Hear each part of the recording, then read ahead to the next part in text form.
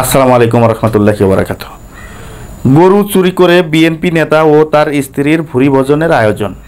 দর্শক, এটি আমার কথা নয়, এটি নয়া বার্তা একটি নিউজ পোর্টাল আছে, সেই নিউজ পোর্টালে এসেছে যে গরু চুরি করে বিএনপি নেতা ও তার স্ত্রীর ভুরি ভোজনের আয়োজন। দর্শক, ঘটনাটি ঘটেছে জামালপুরে মাদারগঞ্জে। বিএনপি নেতা ও তার স্ত্রীর বিরুদ্ধে একজন কৃষক অভিযোগ দিয়েছে যে কৃষকের গরু চুরি করে কর্মী সমর্থকদের আপ্যায়ন করেছে এই বিএনপি নেতা।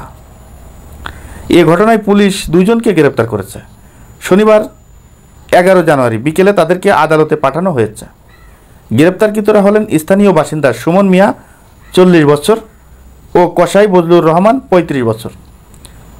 দর্শক, একটা জিনিস মনে রাখতে হবে যে বর্তমান সিচুয়েশনে বিএনপির ঊর্ধ্বতম কর্মকর্তা যারা রয়েছে তাদের থেকে ওয়ার্ড পর্যায়ে, মহল্লা পর্যায়ে যারা পাতি নেতা, মানে সাধারণ ছোটোখাটো নেতা যারা এখনও নেতা হয় নাই, এই ধরনের ছোটোখাটো নেতারা যে সমস্ত কাজের সাথে জড়িত রয়েছে, যে সমস্ত কথাবার্তা এবং যে সমস্ত কর্মকাণ্ডের সাথে জড়িত, এই ধরনের কর্মকাণ্ড দেখে মানুষ কিন্তু বিএনপির প্রতি আস্তে আস্তে অতিষ্ঠ হয়ে যাচ্ছে। কারণ বিএনপির এই ধরনের পাতি নেতাদের জন্য আজকে মূল বিএনপির বদনাম হচ্ছে।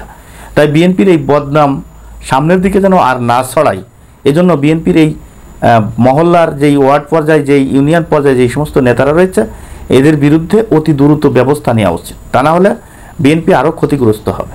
দর্শক, আজ এই পর্যন্তই। পরবর্তী ভিডিও দেখার অনুরোধ জানিয়ে এখানে বিদায় নিচ্ছি। আমি মোহাম্মদ মিতুল হোসেন। আসসালামু আলাইকুম রহমতুল্লাহি ওয়া বারাকাতুহু।